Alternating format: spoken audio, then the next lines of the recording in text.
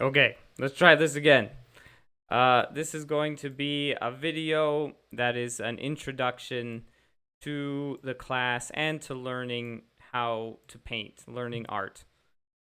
So first of all, I guess welcome to the class. Thank you very much for coming. We have a couple students to start, which is very nice. I didn't think we'd get two students that quickly. So I thought we could just take. This is going to be a bit of a long video, so maybe like have a cup of coffee while you listen to it. There's not going to be really anything to look at per se. I'll write a few notes on the screen, but that's about it. So if you just want to minimize this and listen to it, that is definitely acceptable. But what I want to talk about is some of the strategies of learning art, some of the expectations to have coming into this, and really how you can get the most out of your practice and out of your time that you're going to spend doing this outside of the classroom. So yeah, I guess we can start. The first thing I want to talk about with regards to expectations, the first thing that I want to talk about is the brain. And that's because the brain is like a muscle. And sometimes we don't understand that, and it makes us a little bit frustrated.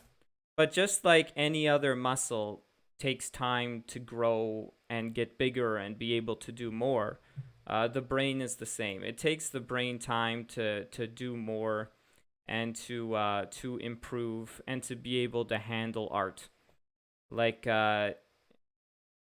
sometimes I know this was the case with me. I would study something about art, and then I just wouldn't be able to do it right away, and I would get frustrated and I would think there was something wrong with me. But then after an amount of practice and an amount of time, I was able to do that thing. So it takes time for the brain to kind of figure out and lock away the information you put into it.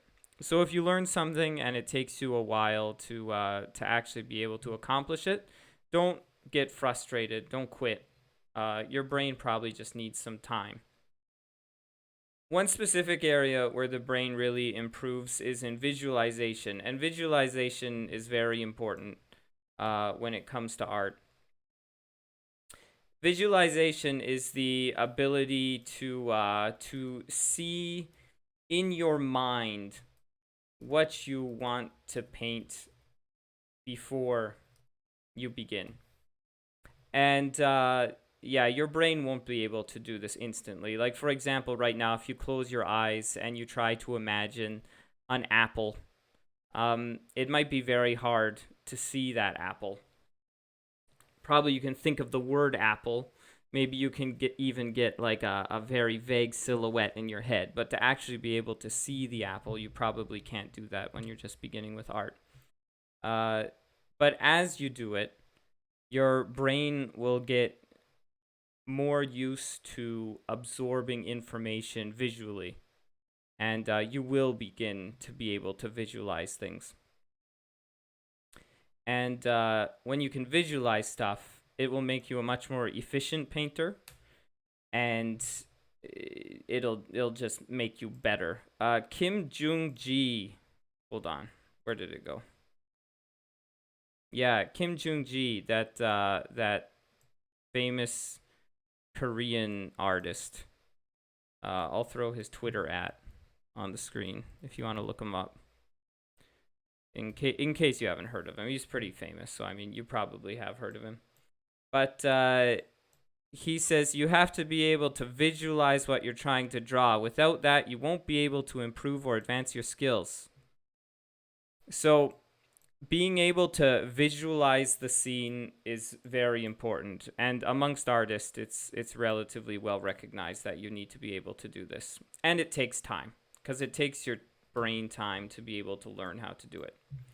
So yes, the first point I wanted to talk about was the brain is a muscle, It takes time to to to grow. So please remember that. If you get a bit stuck, you're probably just plateauing a little bit, and you just need to give your brain some time to get through that plateau. So don't worry about it too much. The next thing I want to talk about is study habits. So when you come to this class, 1B, there we go. When you come to this class, like if you just take the group class, and that's going to be 1 class a month. If you take the other class as well, that's going to be 2 classes a month.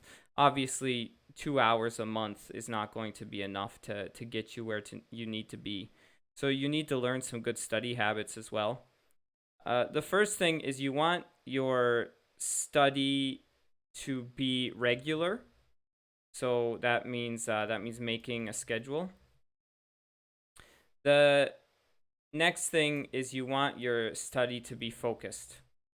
You want to have a plan going into the study. If you just sit down and doodle for 15 minutes every day, that's not going to help you. You're going to want some kind of plan, like some kind of today I'm going to study this, I'm going to learn this. So let's take a look at both of these. First of all, being regular. It's good to do daily study and make it something that you can do without hating it. So short daily study. Like 15 minutes, 20 minutes, half an hour, an hour. Just an amount of time you can put in every day to study. If you make this way too long, you're going to start hating it and you're going to quit. So just choose an amount of time at a time that works for you and try to stick to it and do it regularly. And that will really help you improve. Next, about focused study. So when you sit down, you should not don't sit down with a blank canvas. And this is especially important when you're a beginner. Use references. So let's say you want to study anatomy. Don't just sit down and start trying to draw hands from imagination, because that information, that visual information of what a hand looks like, is probably not in your brain because you probably haven't studied it yet. So get some references. I know it takes time, and sometimes I'm lazy and I don't bother looking up references when I practice, but that's bad. I shouldn't do that. Look up references, study those references, and that will help you to improve. And that will help you to eventually be able to visualize things like we talked about before, because you'll be studying that visual information, you'll be putting it into your brain. So focused study. Use references. Something with using references, like let's say you look at a reference and you copy it. So you have the reference on one side and then you're copying it on the left side. Once you're done copying it, don't just stop there. At that point, close the reference and see if you can paint it again without the reference. And when you do this, you'll hit points where you're like, oh, I don't actually know what happens there. Like, I don't know how these two surfaces run into each other. I don't know, like, how they behave. And at that point, you can open the reference again, look at it, and be like, oh, this is, the finger joins to the hand like this or whatever. And keep doing this. So start with studying the reference, and then close the reference and try and do it from memory. And then when you get stuck, open the reference again. Don't just try and make it up. It's good to be humble when you're doing your study on your own. Nobody's watching, so if you forget what to do like 50 times, it doesn't matter. Just open the reference and take a look at it. At the end of a study session, you should ask yourself, what did I learn today? And this doesn't have to be a big thing. Like maybe, for example, talking about the hand again, you learned the fingers get bigger towards the base of the finger. Or maybe you learned that the middle finger is the longest, not the pointer finger, which is what people sometimes make a mistake with. But whatever it is, make a note of the thing you learned that day. If at the end of your study session, you ask yourself, what did I learn today? And you can't come up with an answer, that's really bad. That means the study session was a failure, sadly. But it's fine. It's good to know that. And then for your next study session, maybe you can make your study session a bit more focused, and you'll get more benefit out of it. It's just important. Don't get mindless. Don't get mindless with your study. Once you start just like opening your paint program and just like fiddling around for an hour every day, not really studying anything, not with no goals in mind, then your study is going to be almost worthless. So don't get mindless with your study. Have a plan, have a goal, ask yourself what you learned. And this will help you to be efficient with your time, because learning art takes a while. We don't want to make it take any longer than it has to. Okay, so we talked about the brain. We talked about visualizing. We talked about study habits. Focused study. Don't just doodle randomly. Actually have something you want to study that day. Look up references. I think that's about it. The last thing I want to talk about is asking questions. Right now, we only have 2 people in the group class. So probably there's going to be opportunity for you guys to ask questions at the end of the class. But that's not always going to be the case. When we get more people, probably we'll have to move questions to personal lessons if people choose to take them. But for now, we'll have time at the end of lessons to talk about a few things. Be sure to ask questions. It's only 1 or 2 classes a month for you. So as you go through your study on your own, you're going to run into things where you're just completely stuck, completely stuck, and you can't figure it out on your own. That's what you want to bring to your teacher. And I will try my best to help you with that. Right now, while we don't have too many people, try to bring 1 question to every class, to every group class. Eventually, yeah, once we start getting more people, we might have to change that arrangement for only the personal classes, the one-on-one classes. But for now, try to prepare a question and ask me, and then I will try my best to answer. But